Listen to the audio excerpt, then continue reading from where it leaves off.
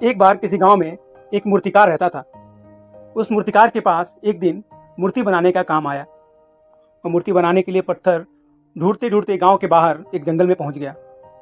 और वहां जंगल में पहुंचा, इधर उधर ढूंढने लगा पत्थर। तभी देखा एक बड़ा ही सुंदर और सटीक मूर्ति लायक पत्थर वहां पड़ा हुआ था।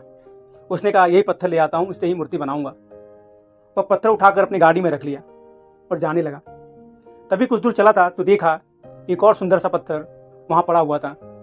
उसने वो पत्थर भी उठा लिया और गाड़ी में रख लिया और अपने घर पहुंचा। घर जाकर उसने छेनी और हथौड़ी उठाया और एक पत्थर पर जो सबसे सुंदर था, जो कि मूर्ति लायक था, उस पर वार करना शुरू कर दिया। उस पर वह जैसे ही प्रहार करना शुरू किया, वो पत्थर से आवाज़ आने लगा, बचाओ बचाओ, मुझे छोड़ दो, मुझे छोड़ दो। वो प्रहार करना बंद कर दिया और इधर उधर देखने लगा कि कौन बोल रहा, आवाज़ कहाँ से आ रही है, पर उसे कोई भी दिखाई नहीं दिया। वो लगा कि चलो कोई होगा, बोल रहा होगा। उसने दोबारा प्रहार करना शुरू किया और जैसे ही प्रहार किया, दोबारा उस पत्थर से आवाज़ आई, मुझे छोड़ दो, मुझ बेचारे को छोड़ दो, मुझे मत मारो, मुझ पर रहम करो। इस बार उस मूर्तिकार को ये समझ आ गया कि वो आवाज़ पत्थर के अंदर से आ रही थी।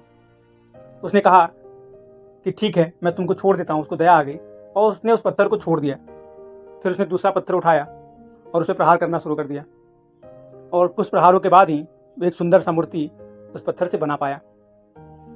और मूर्ति बनाकर उसने अपने घर में रख दिया। और उसके बगल में दूसरा पत्थर भी, जो कि रो रहा था, उसको भी उसके बगल में रख दिया। 2-3 दिन के बाद गांव वाले आए और उन्होंने पूछा उससे कि मंदिर में जो मूर्ति लगाना था, वो मूर्ति तैयार हो गया क्या? मूर्तिकार ने कहा, हाँ हाँ बिल्कुल तैयार है, वो तो 2 दिन पहले ही बना दिया था। वो देखो वहाँ पड़ी है मूर्ति। गांव वालों ने देखा, बहुत ही सुंदर मूर्ति बना है। वो खुश हो गए। उन्होंने कहा कि चलो अब इस मूर्ति को हम गांव के मंदिर में स्थापित करते हैं, और उसको लेकर चलने लगे। तभी एक उसी में से आदमी ने कहा कि एक पत्थर नारियल फोड़ने के लिए भी तो चाहिए, जो उस मूर्ति के आगे रखा होगा। उसने देखा एक पत्थर वहाँ पड़ा हुआ है। उसने कहा, चलो इसको लेकर चलता हूँ, ये नारियल फोड़ने के काम आएगा, ये मूर्ति के नीचे रख देंगे। उसको भी उठाकर लेकर चल दिए और गांव वाले पूरे ढोल नगाड़े बजाते हुए मूर्ति को लेकर चलने लगे। वो पत्थर चिल्लाने लगा, मुझे छोड़ दो, मुझे छोड़ दो, मुझे मत लेके जाओ, मैं बेसहारा हूँ, मैं मरना नहीं चाहता हूँ, मुझे छोड़ दो। पर उसकी बात किसी ने नहीं सुनी। वो सब अपने मस्ती में चले जा रहे थे मूर्ति को लेकर। और मूर्ति ले जाकर उन्होंने मंदिर में स्थापित कर दिया। और गांव वालों ने वो पत्थर जो बेकार सा था, उसको मूर्ति के सामने रख दिया ताकि भक्तजन नारियल आदि फोड़ पाएँ। फिर पूजा शुरू हो गई। भक्त आने लगे। भक्त आते थे, मंदिर की भव्यता देख के बहुत खुशहाल होते थे। उनको खूब दूध मलाई मिठाइयाँ चढ़ाते थे और जो बगल में पत्थर था उसके ऊपर नारियल फोड़ते थे। वो पत्थर और भी परेशान हो गया। उसके ऊपर एक के बाद एक नारियल फोड़ते थे। जितनी बार नारियल फोड़ा जाता था वो कराहता था, बोलता था, अरे माँ मैं तो मर गया, कहाँ आके फंस गया, हे भगवान तुमने मुझे कहाँ फंसा दिया। कितना अच्छा मैं जंगल में पेड़ के नीचे आराम से पड़ा हुआ था, सो रहा था, यहाँ कहाँ लाकर मुझे रख दिया। अभी देखो सारे वक्त मेरे ऊपर ही ये इतना कठोर नारियल फोड़ते हैं, मेरी तो कमर टूट गई, मैं कहाँ फंस गया। जबकि वही दूसरा पत्थर जो मूर्ति बना था वो खुशहाल था, उसके ऊपर मेवे मिठाइयाँ दूध आदि चढ़ रहे थे। यह देखकर उसको बड़ा दुख हो रहा था। उसने आखिरकार पूछ ही लिया कि भाई तुम्हारे तो बहुत ऐसे हैं, देखो तुमको लोग कैसे पूछते हैं, तुम्हारे ऊपर फल चढ़ाते हैं, फूल चढ़ाते हैं, तुम्हारे मिठाइयाँ चढ़ाते हैं, तुम खाते हो, मेरे ऊपर कुछ भी नहीं, ऊपर से लोग मेरी कमर तोड़ दिए हैं नारियल फोड़ फोड़ कर। मैं तो बहुत परेशान हो गया हूँ, मेरी क्या किस्मत है, मैं यहाँ क्यों आकर फंस गया। यह सुनकर वो मूर्ति जोर जोर से हंसने लगी।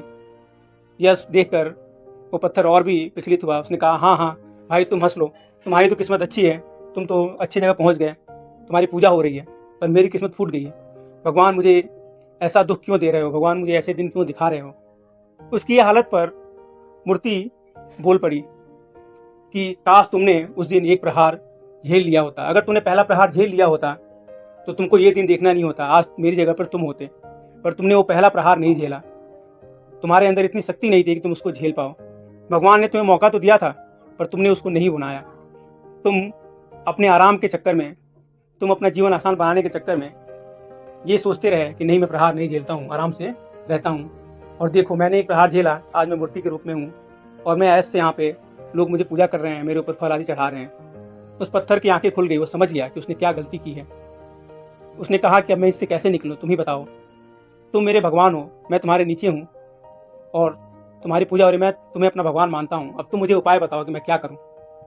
उस मूर्ति से आवाज़ आई कि अब जब भी प्रहार हो तो भगवान का नाम लो, देखो दर्द कम हो जाएगा, पता भी नहीं चलेगा कि तुम्हारे ऊपर प्रहार हुआ है। उस पत्थर ने वैसा ही किया। अगली बार जब एक भक्त आया, उसने नारियल फोड़ा, तो वो दर्द में कराहने के बजाय जय श्री राम जय श्री राम जय श्री राम कहने लगा। और कमाल हुआ कि इस बार उसके पीठ में थोड़ा भी दर्द नहीं हुआ।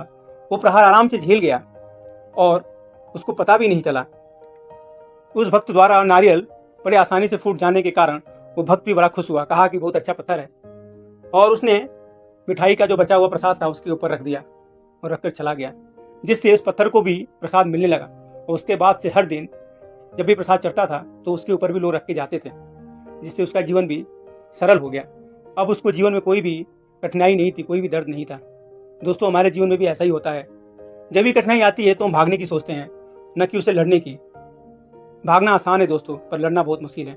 लेकिन जिसने वो पहली चुनौती, जिसने पहला प्रहार झेल लिया, वही आगे चलकर उसका ही जीवन सुखमय होता है। उसको भगवान सब कुछ देता है।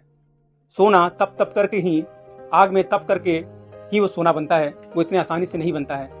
कोई भी मूर्ति भी कितने प्रहार झेलने के बाद ही एक सुंदर मूर्ति बनती है। अगर वो प्रहार नहीं झेलेगी तो वो वैसे ही एक पत्थर के जैसे, एक बेकार पत्थर के जैसे पड़ी रहेगी। दोस्तों, आशा करता हूँ आपको ये कहानी पसंद आई होगी और आपको भी कुछ ना कुछ सीख मिला होगा। ऐसे ही शिक्षाप्रद कहानियों के लिए इस चैनल को सब्सक्राइब कीजिएगा और अगर वीडियो पसंद आया होगा तो वीडियो को लाइक कीजिएगा, दोस्तों के साथ शेयर कीजिएगा। मिलता हूँ अगली वीडियो में, तब तक के लिए राधे राधे।